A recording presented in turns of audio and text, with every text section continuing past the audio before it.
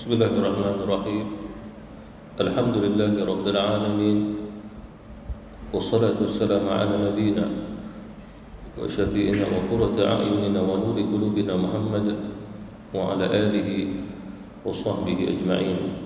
أشهد أن لا إله إلا الله وحده لا شريك له، وأشهد أن محمدا عبده ورسوله وهو حبيبه وصفيه خليله. أما بعد، السلام عليكم ورحمة الله تعالى wabarakatuh. Semoga Allah Subhanahu wa taala sampaikan kita dan masukkan kita ke dalam bulan Ramadan al-Mubarak, satu bulan yang disebut oleh Rasulullah sallallahu alaihi wasallam penuh dengan keistimewaan yang tidak ada pada bulan-bulan yang lain.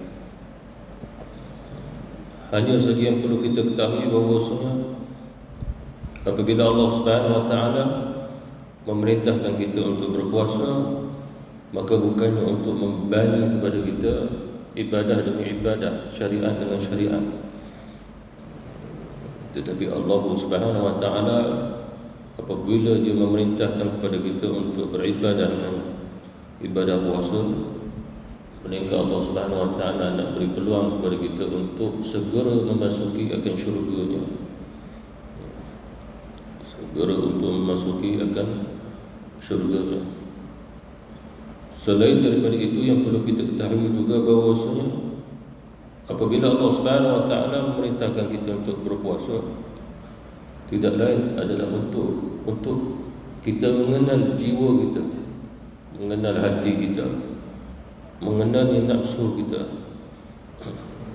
sehingga dengan ibadah puasa, apa yang disebutkan tadi perlu dipisahkan dengan sesuatu yang tidak ada kaitan dengan ibadah puasa itu sendiri. Makna apabila Allah Subhanahu wa taala memerintahkan kita berpuasa, maka puasa itu juga perlu pada jiwanya, puasa itu perlu juga pada hatinya, pemikirannya, matanya, telinganya, anggota tubuh badannya, termasuk juga syahwatnya. Dan begitu juga Allah Subhanahu wa taala apabila memerintahkan kita untuk berpuasa, tidak lain melainkan adalah untuk kembali mengimbangi keadaan diri kita. Dan sifat manusia ataupun tabiat manusia itu kadang-kadang dia berlebih-lebih atas satu-satu tujuan. Lalu Allah Subhanahu wa taala mahu mengimbangi hamba-hambanya dalam kehidupan mereka. Lalu Allah Subhanahu wa taala perintahkan mereka untuk laksanakan ibadah puasa, disebabkan tidak mampunya bagi hamba tadi untuk kembali mengimbangi dirinya. Begitu juga apabila Allah Subhanahu wa taala memerintahkan kita untuk beribadah, iaitu bulan puasa, pada bulan puasa, iaitu pada bulan Ramadan al-Mubarak, melainkan Allah Subhanahu wa taala mahu kita mencapai kebahagiaan dan juga puncak bagi segala kenikmatan. Disebabkan apabila kita mengharungi semua daripada ibadah, dan setiap ibadah itu adanya nikmat-nikmat yang dikurniakan oleh Allah. Setiap saat, setiap daripada hembusan nafas kita, setiap daripadanya ada nikmat. Lalu Allah Subhanahu wa taala memerintahkan untuk kita berpuasa untuk menambah dengan rasa nikmat tersebut. Dan rasa nikmat ini bukan dizahirkan dengan maksud seperti mana nikmatnya makan dan minum, akan tetapi maksud nikmat di sini adalah yang dikaitkan dengan halawah, iaitu kemanisan dalam beribadah kepada Allah Subhanahu wa taala.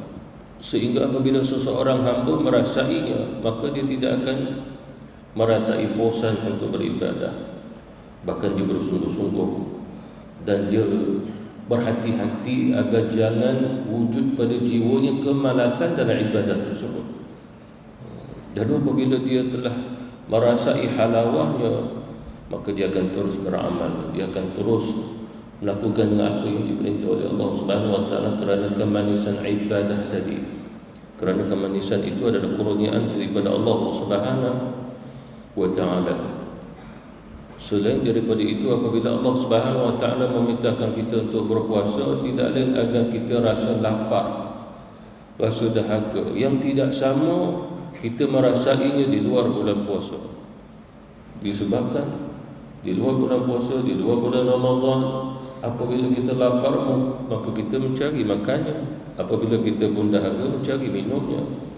Tetapi pada bulan Ramadan ketika mana kita berpuasa, lapar, dahaga, kita tidak akan mencari apa yang perlu dimakan dan apa yang perlu diminum, kerana Allah Subhanahu wa taala. Itu tarbiyah daripada Allah Subhanahu wa taala. Dan begitu juga tarbiyah di sini agar kita merasai bagaimana orang yang fakir, orang yang miskin merasainya walaupun bukan pada bulan Ramadan. Ada di antara fakir dan miskin yang diuji oleh Allah, rasa lapar dan dahaga mereka seperti mana kita sedang merasai lapar dahaga dalam bulan Ramadan. Padahal mereka tidak termasuk di kalangan orang yang berpuasa, tapi lapar yang mereka ibarat seperti mana kita yang berpuasa. Oleh kerana itu Allah memerintahkan buat kita zakat fitrah untuk mereka, untuk membahagiakan kehidupan mereka dengan cara mengeluarkan zakat fitrah, sehingga diwajibkan, difardukan, masyru', disyariatkan dalam Islam. Sehingga pernah Rasulullah sallallahu alaihi wasallam bersabda, barang siapa yang tidak mengeluarkan fitrahnya, maksudnya adalah zakat fitrah, maka tidak ada puasa baginya tahun tersebut.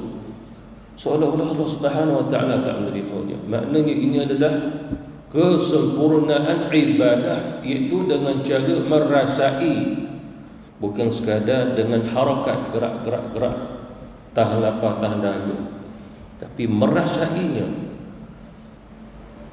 Yang rasa itulah orang akhir zaman dah ketinggalan untuk merasainya, kerana dia telah merasai selain daripada itu, dah darah daging. Lalu bagaimana nak merasai kemanisan dalam ibadah?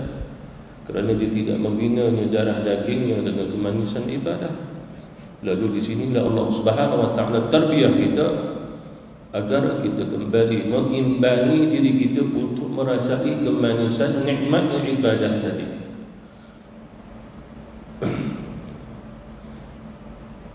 Seperti mana juga kata ulama-ulama kita, pada usul ataupun secara umumnya apabila kita diperintah oleh Allah Subhanahu wa taala untuk berpuasa, ini tahan diri kita. Tahan itu maksudnya al-imsak. Al-imsak itu pergi pada as-sawm. Makna ta'rif pada as-sawm adalah al-imsak, menahan diri.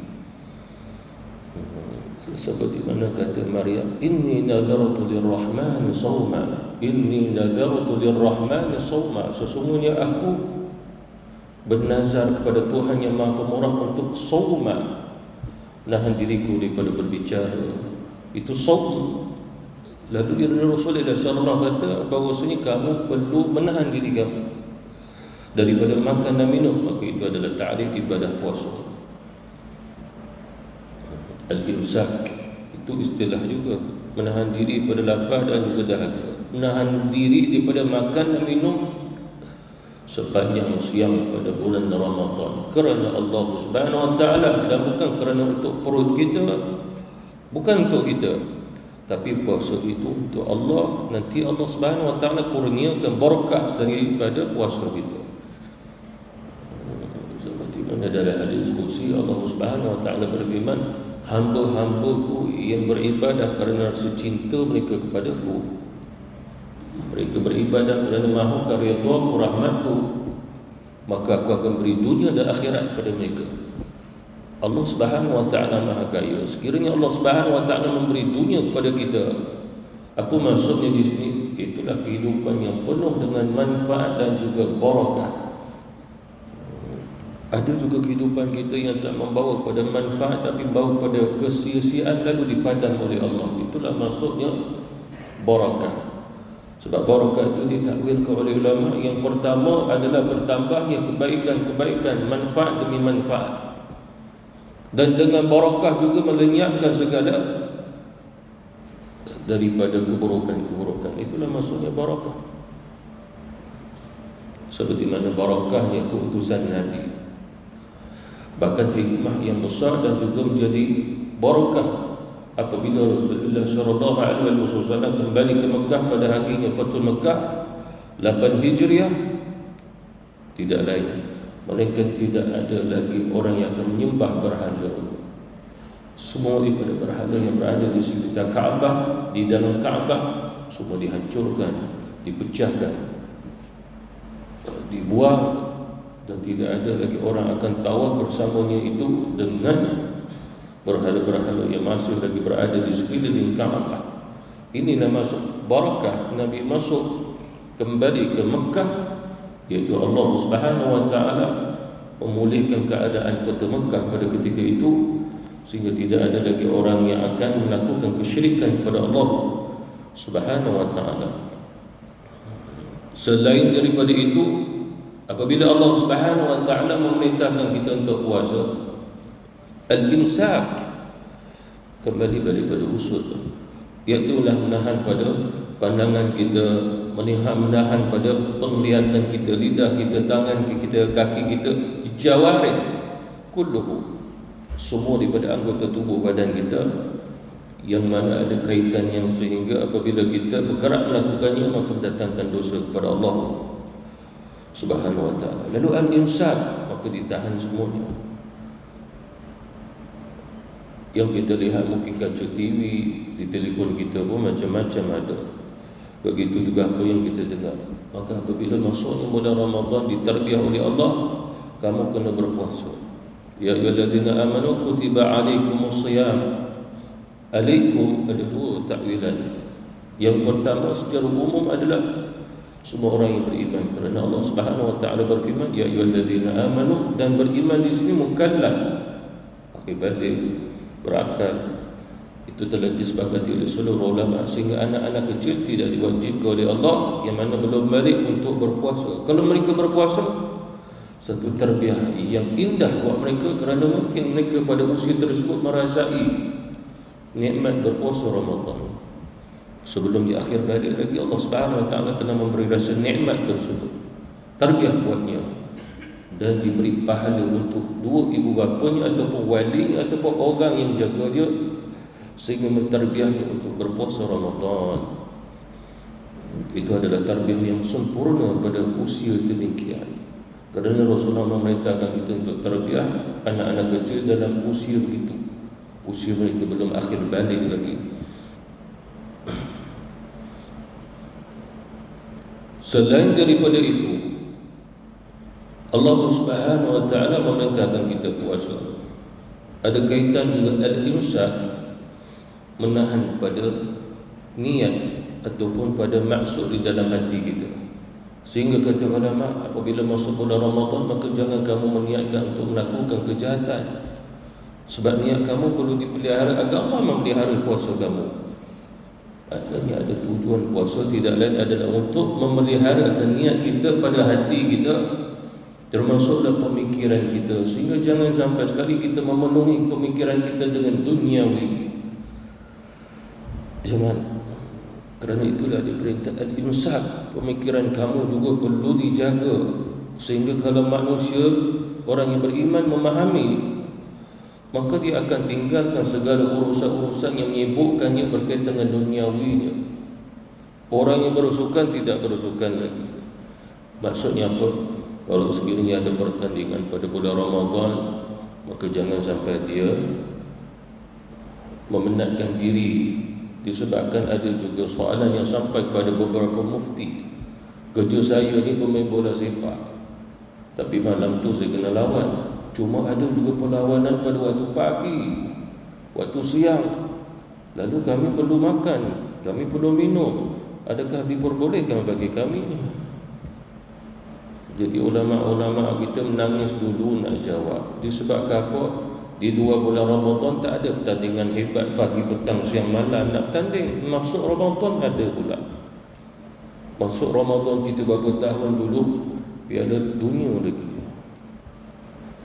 Berapa ramai juga pemain bola sepak yang perlu berbuka puasa. Perlu berbuka puasa kerana itu pekerjaan mereka. Kalau secara logiknya pada bulan Ramadan untuk Allah Subhanahu wa taala, walaupun mungkin pendapatannya jutaan sekalipun, tinggalkanlah kerana Allah. Bahkan pemain-pemain bola kebanyakan mereka yang masuknya Piala Dunia semua ni jutawan dah. Dia sejak logik. Tinggalkanlah kerana Allah Subhanahu Wa Taala, bukan kerana kemasyhuran dan negara. Kalau mereka memahami pada pemikiran tadi, tinggalkannya. Dan begitu juga apa saja aktiviti yang ada kaitan dengan duniawi sehingga memenuhi, sehinggalah sampai peringkat seseorang yang perlu bangun esok hari bukannya untuk sahur, untuk niat berpuasa. Dia niat dulu dengan bisnesnya, perniagaannya, pekerjaannya. Sedangkan yang paling besar untuk dia mengetahui adalah sahur, tasahur. Rasulullah sallallahu alaihi wasallam bersabda, bersahurlah kamu sebab dalam sahur ada barakah. Bersahurlah kamu, makanan yang kamu makan ada barakah. Bersahurlah kamu disebabkan waktu sahur ada barakah. 3 dalam 1 dalam sahur. Ada kalanya orang yang enggan bangun sahur, ngantuk, tapi dia solat subuh dia bangun lah, itu pun lewat dah sikit. Tapi sahur dia susah. Lalu Rasulullah kata, bersahurlah kamu walaupun seteguk air kosong. Mengapa Rasulullah mahu umat yang dapat barakah pada waktu tersebut walaupun sedikit? Pada hujung-hujung waktu, dalam 5 minit sebelum masuk subuh, minum air seteguk. Rasulullah mahu umatnya jangan menirunya ahli kitab dulu. Disebut dalam kitab Sahih Bukhari dan Muslim, Rasulullah SAW menyebut bahawasanya perbezaan puasa kita dengan puasanya ahli kitab Yahudi dan juga Nasrani, mereka tidak ada sahur. Lalu kamu kena sahur untuk membezakan puasa kamu dengan mereka.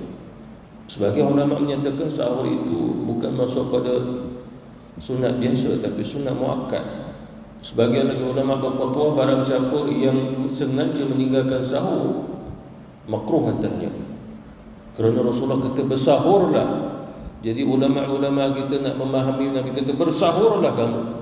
Itu perintah wajib ke, sunat ke, mubah ke, ataupun mustahab ke, digalakkan buat mustahab, ataupun harus. Kita tak rasa harus perintah Rasulullah SAW. Bagi orang yang masih dalam tarbiyah sunnah Rasul, bagi mereka adalah wajib sahur.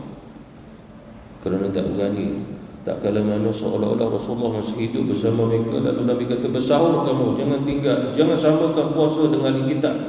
Sahur. Dia memandang akan perintah Rasulullah adalah satu kewajiban. Tapi umat akhir zaman tidak begitu, sebab mereka memandang apabila dikatakan sunat, buat apa pahala, tinggal tak ada apa. Itu bukan ta'rif yang sebenarnya. Ta'rifnya adalah cinta dulu. Adakah kamu mencintai sunnah Nabi? Ya.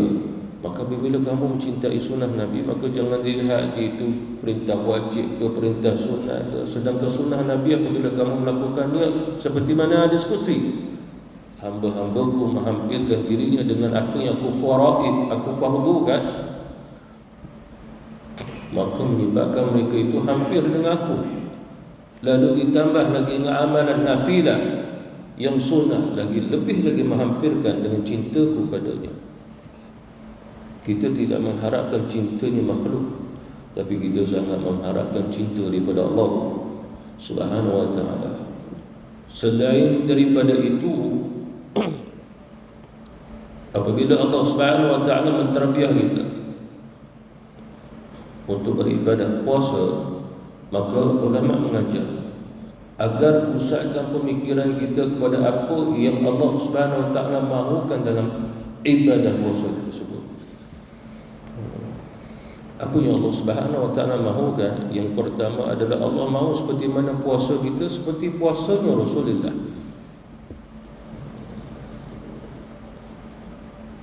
Mengapa? Kerana sebab puasa Rasulullah adalah puasa yang terbaik.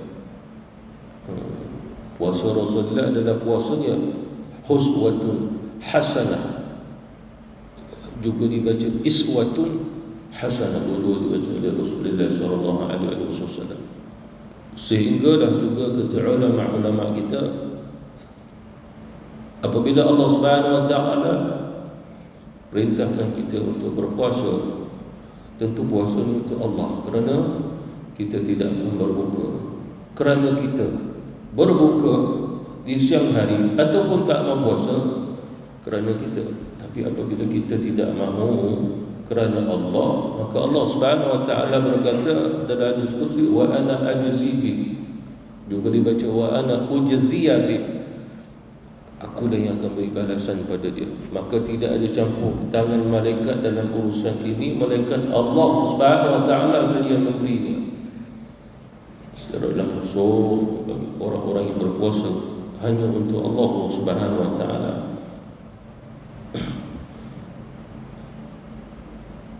Dan apa yang perlu kita ketahui lagi, apabila Allah Subhanahu wa taala memerintahkan kita untuk beribadah, yakni dengan ibadah puasa, maka Allah Subhanahu wa taala mahu membawa kita kepada maqamat as-salihin minan nabiyyin was-siddiqin wasyuhada was-salihin. Jangan sampai kita tidak termasuk walaupun golongan yang keempat, as-salihin, minan nabiyyin was-siddiqin wasyuhada was-salihin. Lalu apabila kita berpuasa Ramadan, Allah Subhanahu wa taala memasukkan kita ke dalam orang-orang yang saleh. Apabila kita mati, dikumpulkan bersama orang yang saleh. Apabila kita dibangkitkan bersama orang yang saleh. Lalu Allah Subhanahu wa taala perintah kerana untuk memberi peluang kepada kita menjadi orang-orang yang saleh. Oleh kerana itulah Allah Subhanahu wa taala mengkaitkan orang yang berjaya berpuasa itu golongan-golongan yang bertakwa kepada Allah Subhanahu wa taala. Selain daripada itu, apabila Allah Subhanahu wa taala memerintahkan kita berpuasa agar kita kembali memulihkan keadaan lidah kita, sehingga Rasulullah SAW mewasiatkan kepada kita, seperti mana kata Rasul, ada 5 perkara yang boleh membatalkan puasa kamu. Antaranya kata Rasulullah SAW, al-kadhib, dia berbohong.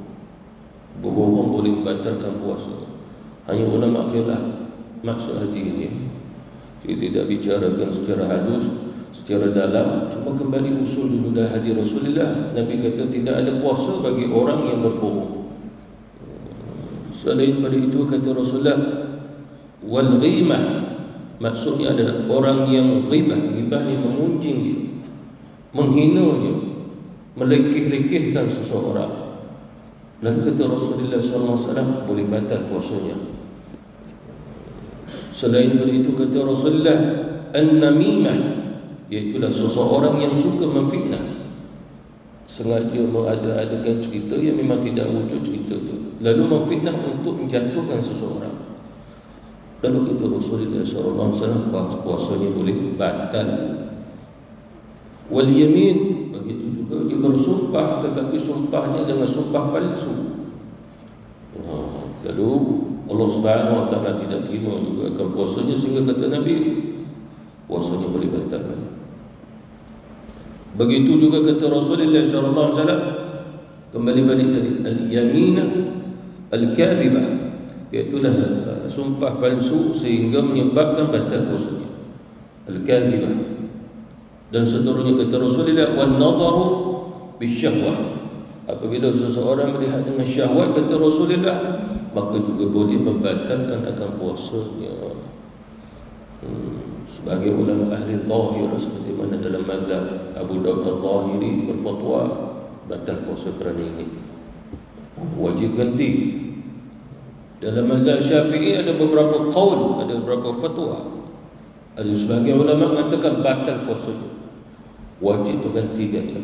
Dan orang yang sedang berpuasa tapi melakukannya tetap wajib meneruskan puasa dia. Seperti mana saya masih ingat lagi tentang orang yang berfikrah, fikrah pemikiran tentang waktu sahur. Dia sedang sahur, makanan ada di mulut, nama pun sahur. Akan tapi kemudian azan, lalu dia mengunyah-ngunyah, lalu dia telan. Sedangkan azan itu menunjukkan telah masuknya waktu subuh. Maka berakhir sahur, berakhir juga dah untuk makan dan minum. Tapi dia berpendapat selagi mana azan belum berakhir la ilaha illallah, maka dia boleh makan dan telan. Dia beranggapan puasanya masih sah. Perkara itu bersalah di ijma' ulama, bersalahan. Oleh kerana itulah kita perlu menjadi orang yang bijak. Berhenti makan dan minum mungkin beberapa minit sebelum masuk subuh. Dan jangan kita bergantung pada azan di masjid dan juga surau, kerana tidak mustahil boleh terlewat azannya. Kita pun kunyah lagi kerana bergantung dengan azan yang di surau dan juga di masjid. Mungkin terlewat 5 minit, masa lagi mengunyah-ngunyah 5 minit tu. Lalu ulama berfatwa, barang siapa yang mana telah masuk waktu azan dan dia mengetahuinya, tapi dia mengunyah lalu dia menelannya, sepatut diluahkan, maka baginya wajib meneruskan puasanya hari itu. Cuma wajib juga menggantikan semula akan puasanya itu. Apa maksudnya? Wajib teruskan puasa, tapi wajib menggantikan puasanya itu. Ya, tak boleh kata kalau begitu, oh dah ikut fatwa ni saya tak puasa dah hari ni. Pukul 8 nanti dia makan. Sebab apa? Dah awak kata saya tak sah puasa kan? Tak ada masalah, saya nak makan nanti saya gantilah. Ada pemikiran begitu. Sedangkan wajib meneruskan puasanya.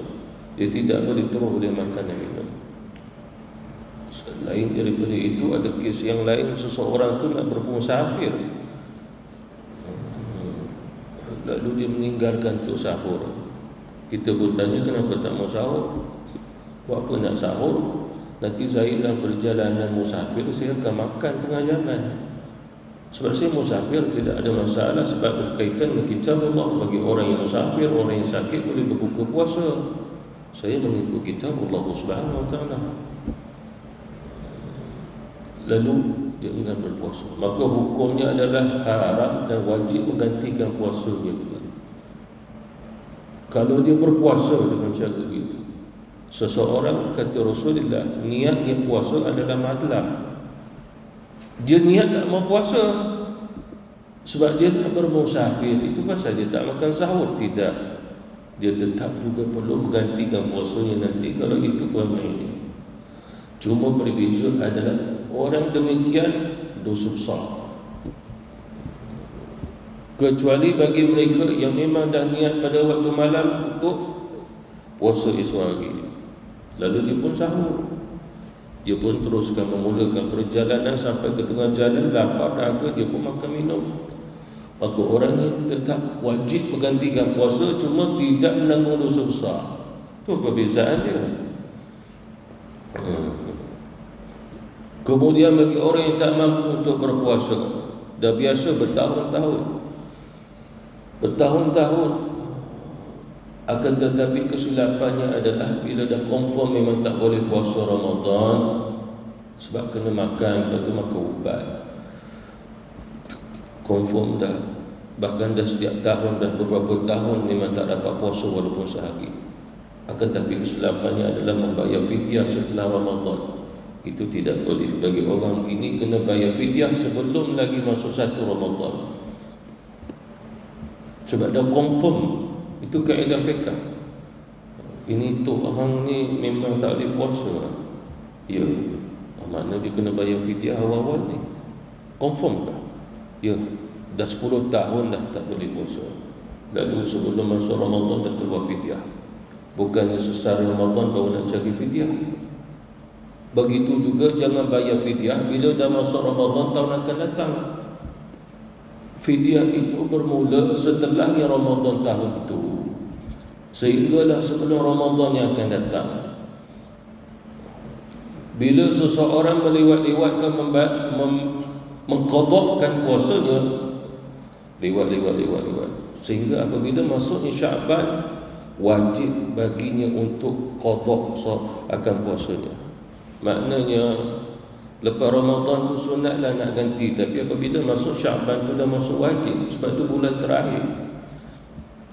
lalu dilewatkan bila masuk saja Ramadan yang akan datang yang baru itu, dia tak selesaikan untuk berpuasa, tak selesaikan, maka dia sudah hukum dia kena bayar fidyah, 2 fidyah.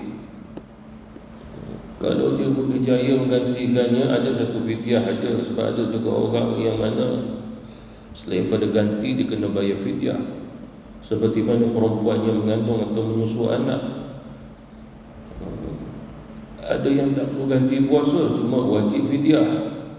Seorang perempuan yang menyusukan anak dia, dia perlu makan, dia perlu minum untuk anak dia. Maka bila untuk anak, maka fidyahnya adalah, maka hukumnya fidyah, tidak perlu ganti. Tapi kalau sekiranya makan minum untuk dia, anak nombor 2, dia kena fidyah dan ganti. Itu kaedah pada kaedah. Jadi oleh kerana itu hukum-hukum ini kita perlu mengetahuinya, kerana inilah hukum yang banyak dilanggar oleh orang akhir zaman ni. Selain daripada itu, apa yang perlu kita ketahui juga bahawasanya apabila Allah Subhanahu Wa Taala mewajibkan kita ibadah puasa, tidak lain melainkan Rasulullah sallallahu alaihi wasallam pernah bersabda, sesungguhnya puasa adalah tabir penghalang daripada melakukan kesalahan, dosa, lebih-lebih lagi kekufuran tu.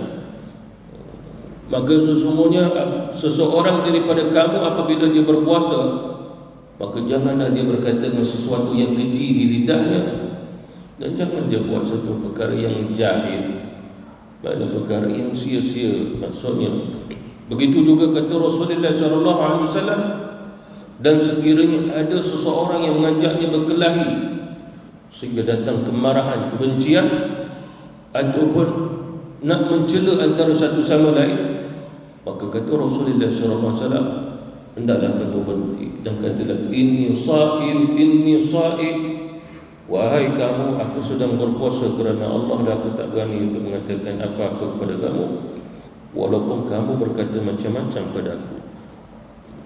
Inni sa'im, aku berpuasa. Kerana apa? Ini yang menunjukkan matlamat puasanya hanya untuk Allah Subhanahu Wa Taala, untuk memelihara diri dia, kembali memperseimbangkan tentang jati diri dirinya, hubungannya dengan Allah Subhanahu Wa Taala.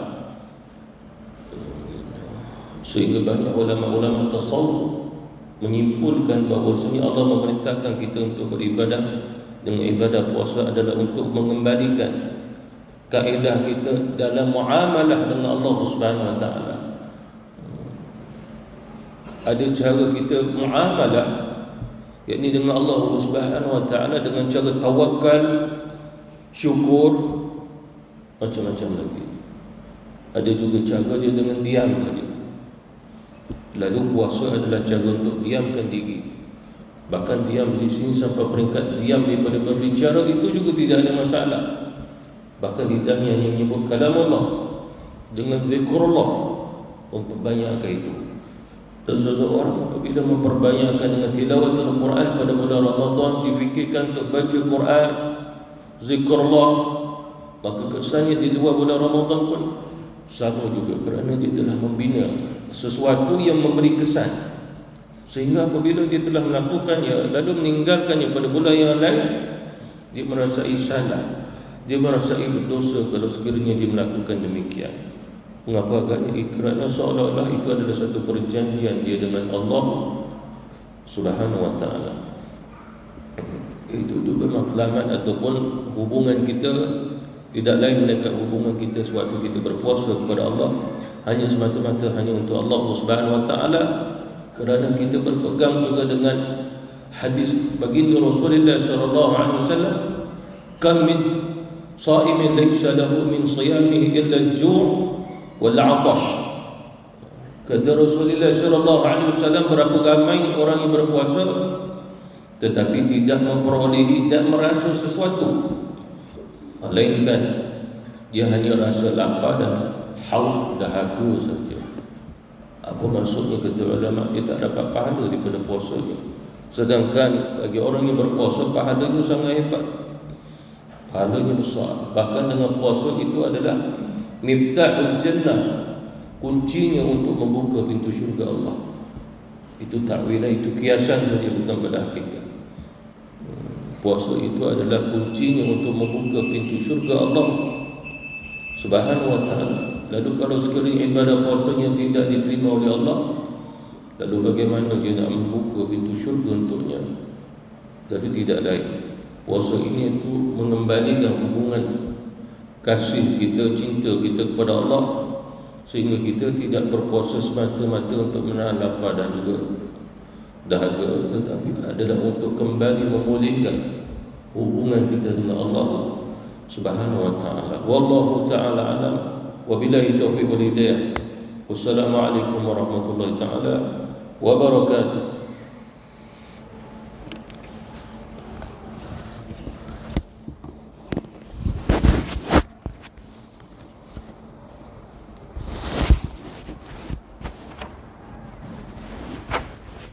Wow.